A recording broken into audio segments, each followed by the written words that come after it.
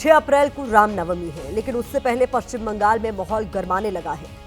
रामनवमी पर हिंदू संगठनों ने पश्चिम बंगाल में रैलियां, जुलूस और शोभा यात्रा निकालने का ऐलान किया है।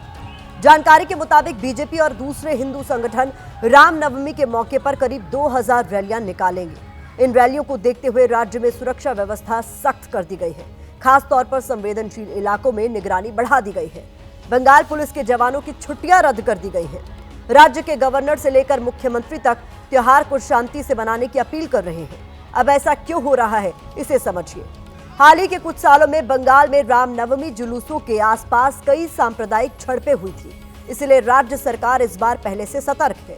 और दूसरा बड़ा कारण यह है कि राज्य में 2026 में विधानसभा चुनाव होने वाले हैं, जिसे देखते हुए बीजेपी और हिंदू संगठन शोभा यात्राओं के जरिए अपने पक्ष में माहौल बनाना चाहते हैं। पिछले कई सालों से बंगाल में रामनवमी राजनीति का नया हथियार बनती दिख रही है। त्योहार पर हो रही हिंसा में लोगों की जान भी गई है, जिसका आरोप बीजेपी और टीएमसी एक दूसरे पर लगाते रहे हैं।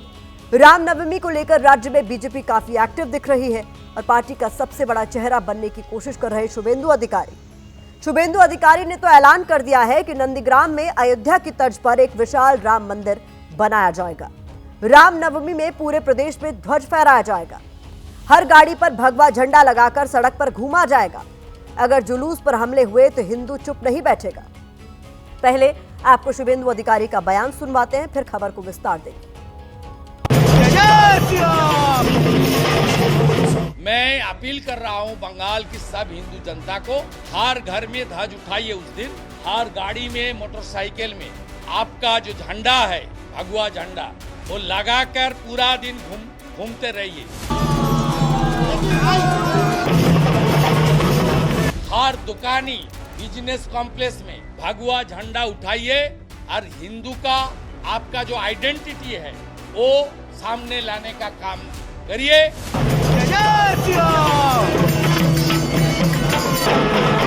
जिहादी का खिलाफ मुंह तोड़ जवाब देने के लिए हमारा जो पावन दिन है उसको सही तरीके से इस्तेमाल कीजिए और बंगाल का हिंदू फिर एक बार स्वामी विवेकानंद का धरती में जय श्री राम का गूंज अपने ताकत 6 अप्रैल को दिखाइए।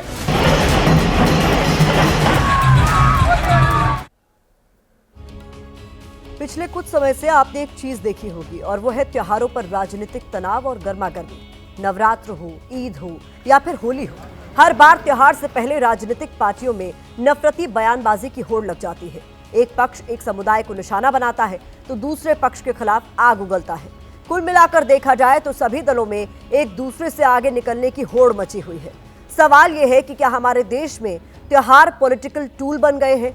क्या अब हमारे देश में कोई भी त्योहार बिना विवाद के नहीं मनाए जा सकते? त्योहारों को ही राजनीतिक दल क्यों टारगेट कर रहे हैं? क्या त्योहारों पर बवाल कराकर लोगों को बांटने की कोशिश की जा रही है? अब रामनवमी को लेकर भी ऐसा ही कुछ हो रहा है। इस बीच आज कलकत्ता हाईकोर्ट ने हावड़ा में रामनवमी शोभा यात्रा को अनुमति दे दी है। कोर्ट ने कहा है कि शोभा यात्रा के दौरान शस्त्र ले जाने की अनुमति नहीं होगी। साथ ही शोभा यात्रा के दौरान सुरक्षा के कड़े इंतजाम रहेंगे।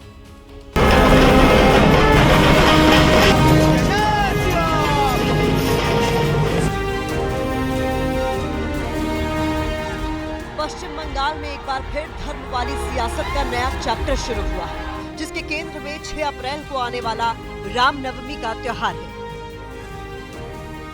बीजेपी और हिंदूवादी संगठन ऐलान कर चुके हैं कि इस बार ऐतिहासिक रामनवमी मनेगी, जिस पर राज्य की मुख्यमंत्री कह रही हैं कि दंगे जैसे हालात न बनाएं। আমি অন্নপূর্ণা পুজোয় পুজো দিই। ইতিহাসটা জেনে রাখুন, যারা মিছিলের নাম করে দাঙ্গা করেন অস্ত্রশস্ত্র নিয়ে, অস্ত্রশস্ত্র যে কোনো পাঞ্জাবিরাও কৃপাণ নেয়। আপনিও সিস্টেম অনুযায়ী নিশ্চয়ই করতে পারবেন, পুলিশের রেস্ট্রিকশন মেনে। অন্য এলাকায় গিয়ে হামলা করা আপনার কাজ নয়। बीजेपी 6 अप्रैल से पहले बंगाल की सड़कों को भगवामय कर रही है। जगह जगह रामनवमी के पोस्टर लगाए गए। जिन सड़कों से शोभा यात्रा निकलेगी उन्हें सजाया जा रहा है। आप देख सकते हैं पूरे रास्ते जहाँ तक नज़र जाती है, पूरे रास्ते कलकत्ता के अलग अलग जगहों पे इसी तरह के झंडे लगाए गए हैं।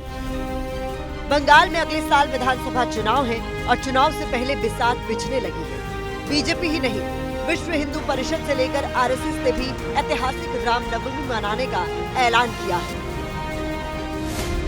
ऐलान हुआ है कि रामनवमी के दिन 2000 से ज्यादा रैलियां निकलेंगी। रामनवमी पर 200 से ज्यादा झांकियां निकलेंगी।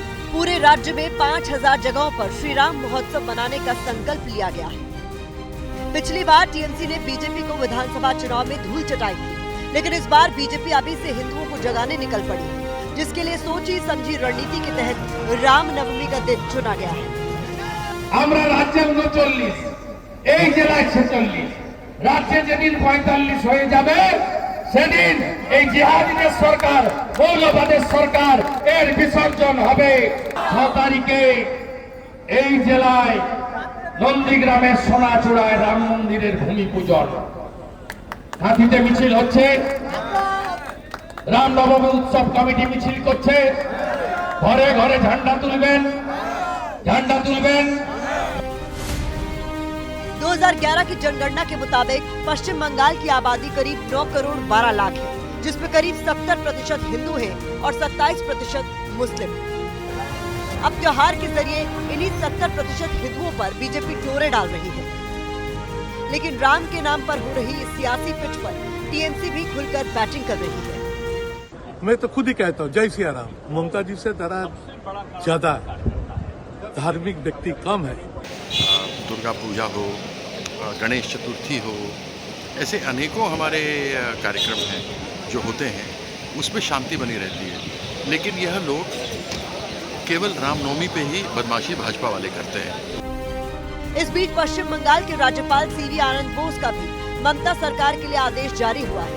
राज्यपाल ने कहा है कि सरकार रामनवमी का त्योहार शांतिपूर्ण तरीके से मनाने के लिए सभी जरूरी कदम उठाए। किसी भी अप्रिय घटना को रोकने के लिए पर्याप्त बल तैनात किया जाए। कुल मिलाकर ममता के गढ़ में बीजेपी आपदा में अवसर खोज रही है, तभी तो मुसलमानों का नाम लेकर सवाल उठाए जा रहे हैं।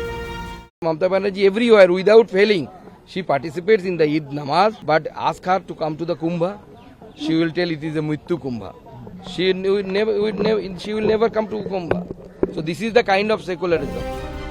बीजेपी भी जानती है कि ममता दीदी के किले को भेदना इतना आसान नहीं। आप देखेंगे कि कहीं ना कहीं हिंदुत्व का नारा बुलंद हो रहा है, और ये हिंदुत्व का इशू जो है भाजपा के साथ साथ ममता बनर्जी के लिए भी फायदेमंद साबित होता है, और ममता बनर्जी को अपने मुस्लिम वोटों को अपने साथ रखने में फायदेमंद साबित होता है। चुनाव में तो अभी समय है, लेकिन रामनवमी का त्योहार बस एक दिन बाद है। सवाल यही है कि क्या पश्चिम बंगाल का चैन छीनने की कोशिश हो रही है। बीते कुछ सालों से बंगाल में रामनवमी पर हिंसा हो रही है। 2019 में आसनसोल में रामनवमी पर हिंसा हुई। साल 2023 में भी हावड़ा जिले में जुलूस पर पथराव के बाद तनाव फैल गया था।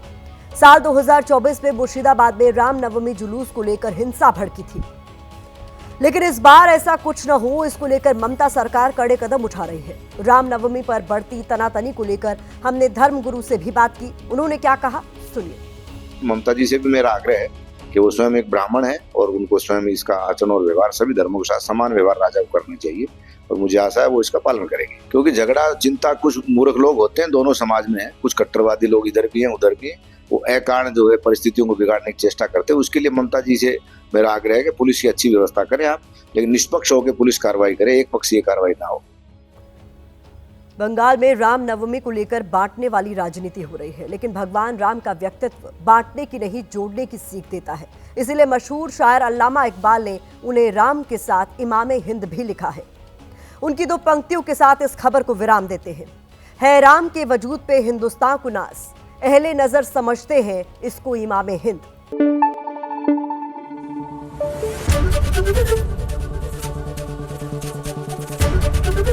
एबीपी न्यूज आपको रखे आगे।